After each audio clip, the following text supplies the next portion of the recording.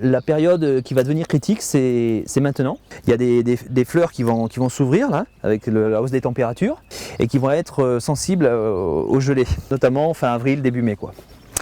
Donc c'est là qu'il faut justement intervenir en posant les bâches plastiques. On n'est pas à l'abri d'une gelée assez importante, du style -7, -8, voire -10 degrés fin avril, début mai.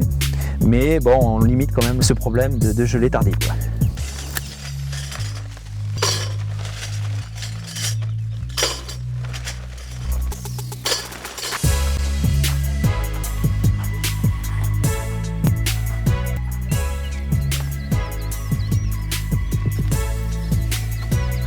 Ça grimpe, hein. Quand on a fait 15 ou 20 fois, on est en forme après. Dans un premier temps, il faut repréparer toutes les ficelles qui servent à maintenir la bâche. Donc ça a été fait, on le voit là. Ça a été fait, ça a été préparé pour toutes les passer en même temps. C'est un système de peigne. Donc ça c'est une chose qui peut se faire la veille. Et après, donc, lorsqu'il n'y a pas du tout de vent, on déplie les bâches, on les déroule sur le tunnel, quoi. On les positionne, on les sécurise. Et donc le but c'est d'en faire le maximum en moins de temps possible quand il n'y a pas de vent. Voilà. C'est pour ça qu'on n'attache pas toutes les ficelles. Alors on le voit, on n'en attache que quelques-unes et après ça nous permet de poser d'autres bâches parce que les fenêtres sans vent sont rares, quoi.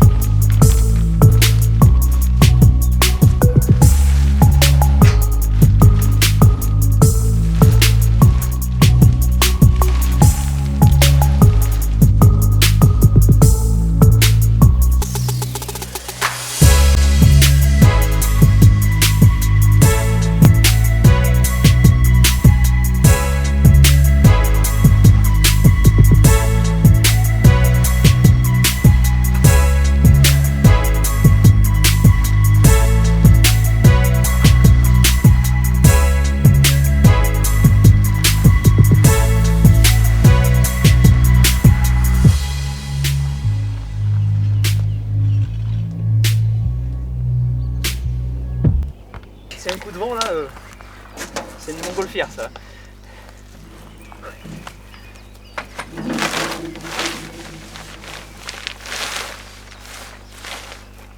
Ah, en plus.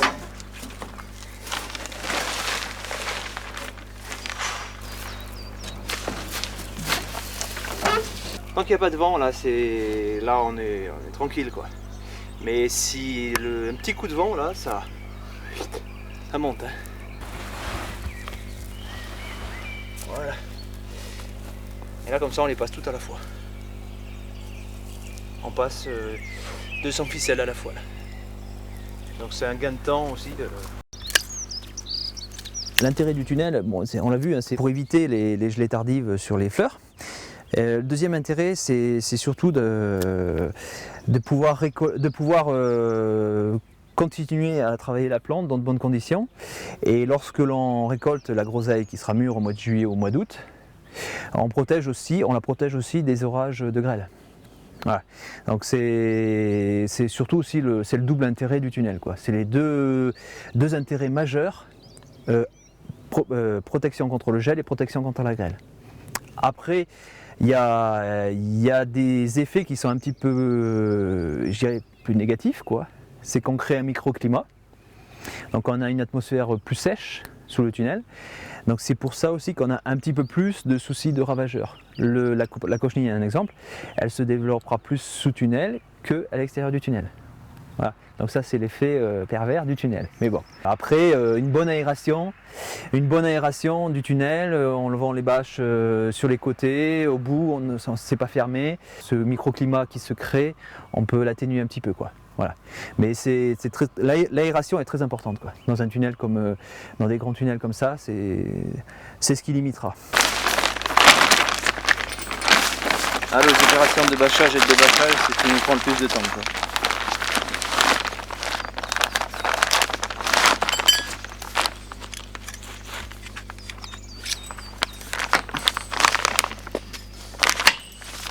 Mais bon, c'est ce qui est le plus important aussi. S'il n'y avait pas de tunnel, je crois qu'il n'y aurait pas de fruits ici.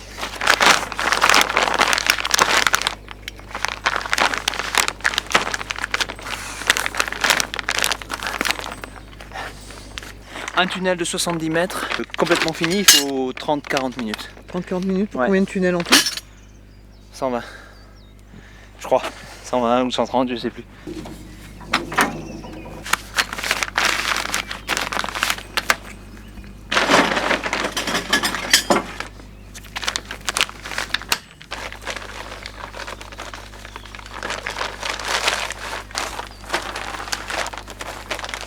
La première année que je me suis installé, donc j'avais planté des fraises ici, en 96.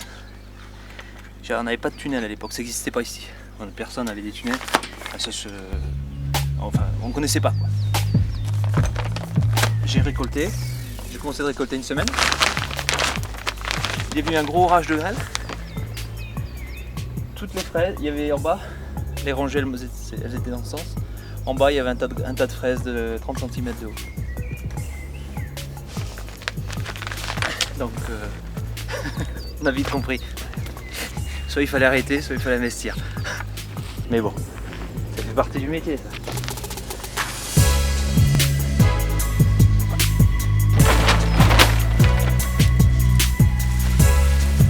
Après il faut pouvoir l'encaisser aussi, hein. C'est toute une année de travail qui part en 10 minutes, quoi.